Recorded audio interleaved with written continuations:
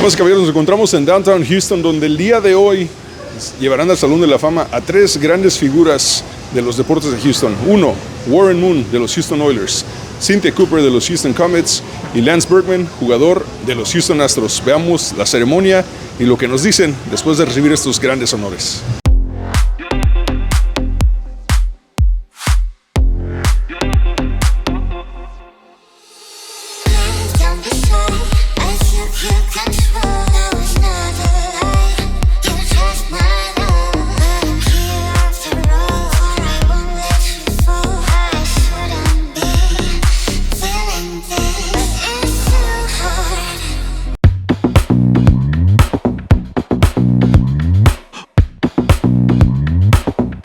First of all, congratulations on the Houston Hall of Fame. Yes.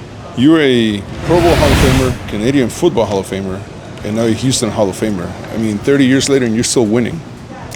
I am. My life has really been blessed, and I know I put a lot of hard work and effort into it, but you never think that you're going to be able to achieve this many things when you first get into playing sports. I played it because I loved it. I also played it when I got older because I knew I could make a living doing it. But to get to this point in my career, I never dreamed of this part of it. It was just a matter of trying to do the best that I could possibly do and setting my goals really high and then seeing what happened after that. Who or what would you say instilled that winning mentality in you as a young man? I'd have to give the credit to my mom. My mother raised us, six of us. I had five sisters and myself, and then my dad passed when I was 7 years old, so she kind of raised our family. She's the one that made it possible for me to even get involved in sports. She put me in sports when I was very young just to get me around more boys because I had so many girls at home and wanted me to be around more male figures and male mentors. So that's why it all started, and if it wasn't for her, who knows what I would have been doing, because I didn't come from the greatest of environments. I could have got mixed up with gangs and did some of the wrong stuff, and who knows where my life would have led. So I give a lot of that credit to her, showing her work ethic of how she kept our family together, how she worked, made sure we had food on the table, clean clothes on our backs and everything. I never really felt like I was poor or anything like that because she always provided for us. So that's where a lot of it came from. Now, at what point in your life did you realize you had a blessed arm? Because I know at some point in high school you had to decide to play one sport and you chose football.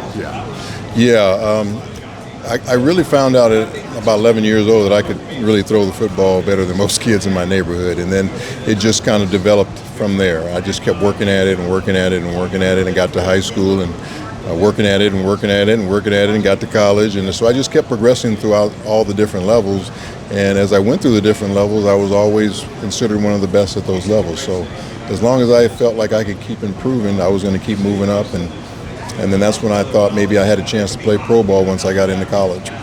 You mentioned that you come back to Houston because you have family here, grandchildren, everybody else. Were you here in January for the championship game? I was here for University of Washington. That's my alma mater, and of course I was here for that game. And we didn't win that day, but we had a great season, and I'm glad it all culminated here in Houston because, especially if we would have won it here, it would have been amazing. But just the fact that the game was played here in a place where, again, my family and kids could be here with me to go to the game, and it was just a great experience, even though the outcome wasn't what we wanted. How do you foresee Michael Penix at the Falcons? I love it. I love the fact that they took him and there's no hurry for him to play. He's got time to develop.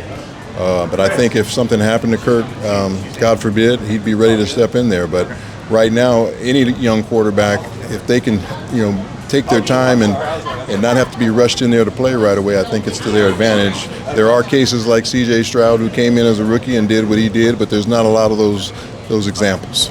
So I know you couldn't take away the championship in January, but I have something for you to take away from that championship in particular. I mean, I don't know if you'll appreciate it, but I figured it might come in handy at some point.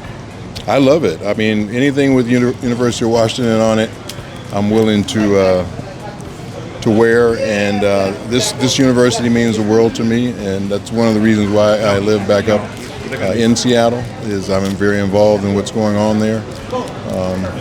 But like I said, I might be coming back here to live in Houston here pretty soon. I'll ask you, what would you tell young fans, but I would say, what would you tell parents of young children that want to play sports? What would you tell those parents to instill in those kids? Well, I think the big thing you want to instill is the work ethic that sports is hard. It doesn't matter what sport you play, and there's a lot of ups and downs, and especially in football or contact sports where you get knocked on the ground and you have to get back up. And a lot of people don't want to get back up. They want to stay down and say, this isn't for me. So football is a game you have to really love because of the fact that you get knocked down. But that's what happens in life, and I think football is more of a example of what life is all about, that we're going to get knocked down, or are you willing to get back up and keep fighting? And that's what I love about football. It teaches you all those different values of the game. It's tough, it's hard-nosed, it's teamwork, it's sportsmanship, it's getting knocked down, it's getting back up. And all those different things are involved in it, and whether you make it to the pro game or not in football or anything like that, just the fact that you experienced it, I think, is going to help you as you go further in life. Mr. Moon, thank you very much, and once again, congratulations. I appreciate it. Thank you very much. Thanks for this. You're welcome.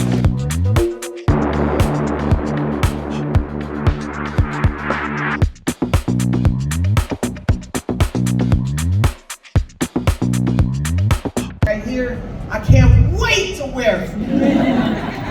Cynthia Cooper, first of all, congratulations on this honor, Hall of Famer in Houston. Everybody already knew that, but now it's official. No, I am so honored to be a part of the class of 2024. It's been a great journey from the induction ceremony to the ring ceremony, and now our plaque on the Walk of Fame. So I'm so excited and just feel honored.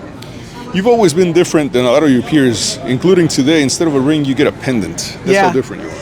Well, you know what? I felt like I have a few rings. I say that humbly. Just a few. And I thought, it would be nice to have a pendant, something different, something I could actually wear, because I don't wear the bulky rings. I kind of pack them away and never see them again. But here on special occasions, I can pull out my pendant. I can wear it. I can. You can wear it anywhere. And it tells a story, right? So it tells a story of my journey through basketball, my journey through, the Houston Comets, and so it can be a conversation piece as well. One of the records that no one absolutely ever can break, which was the 20-plus points on the first game ever on the WNBA. You know what? I wanted to win. I think anything that I did on the court was to win. And so scoring points if my team needed it, or if it was an assist, a rebound, a clutch shot, send it into overtime so we have a chance to win in overtime. I try to leave it on the court and really commit to being a champion. Everyone that's made it to your level has had some sort of hardship, but you have to have that winning mentality. Yeah. Who instilled that winning mentality in you, or what was it? Yeah, I grew up in the inner city, so I grew up in Watts out in California, and my mom is the one that really instilled the perseverance, the work ethic, because I just believe people think you're born with talent, and you're born with the work ethic, and you can really achieve whatever you want to achieve if you're willing to put in the work. And I started playing basketball when I was 15, so I was behind the 8 ball, and I had to play catch up. And you do that by staying in the gym, putting in the work, catching up, and then not forgetting where you came from and not forgetting what you did to get there, which is that hard work and that perseverance. So my mom instilled it in me, and I apply it to everything I do in life. What do you think of the WNBA now? It's obviously Houston Comets are gone, but they left a big mark in history. However, the WNBA seems to be catching fire once again. Yeah, I love it. I love all the attention that the W is getting right now. The WNBA is amazing. They have great young talent in Caitlin Clark and Angel Reese, and they're just tough. I mean, you see players like Copper. She was at Chicago where she won a championship, and now she's out in Los Angeles, and so in Phoenix. But they're just doing a great job. I think they're doing a great job with promoting the sport. They're doing a great job with the skill set that they're bringing to the table, and they're making fans want to watch the WNBA.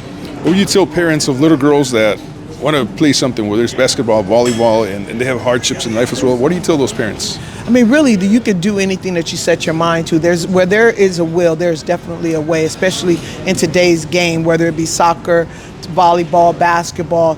All you have to do is really believe and then apply yourself to the journey. So for me, no one believed that I could be a Hall of Famer except maybe my mom and me. Congratulations, Hall of Famer. Thank you. Thanks so much. Take care, guys.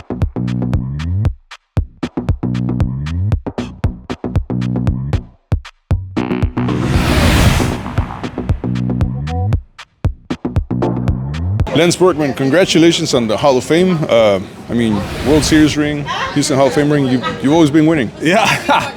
Well, it's just a great honor for sure, and definitely one of the nicest honors that anybody's ever bestowed on me. So it's been a great experience. A lot of Houston stars say that they were not born in Houston, but they're glad they got here when they did. Of course, and you can put me in that list. Grew up in Central Texas, so familiar with Houston, but I'm proud that it's my home, and I love living here.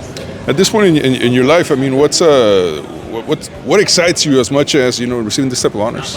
Probably seeing my kids, just react to the things that I was able to experience in my career. We don't talk a lot about it at the house. They were young when I was playing, so they don't necessarily have a lot of memories. They have some, but not too many. But to see their faces and to watch them react to some of the old highlights and things like that is pretty gratifying.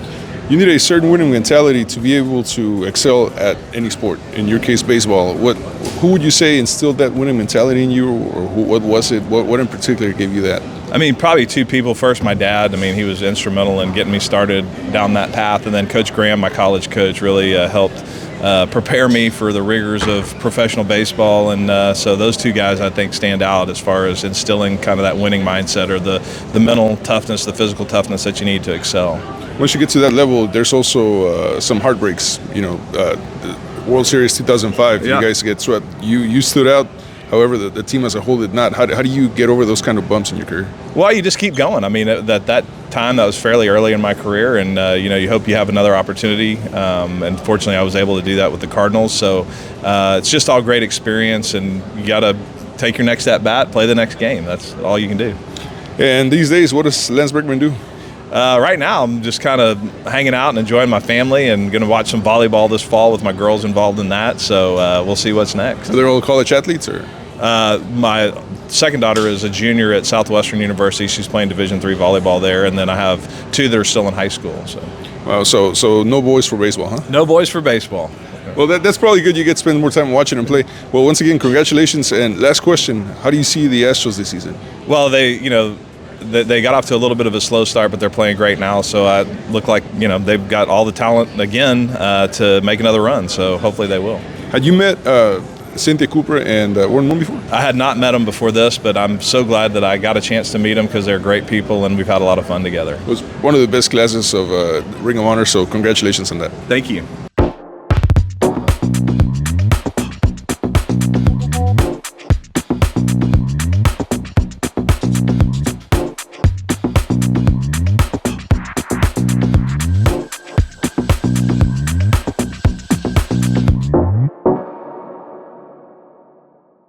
Sin duda, tres grandes figuras de la ciudad de Houston que el día de hoy reciben los honores que se merecen y mucho más. Para ustedes, César Procel, de TUDN Radio.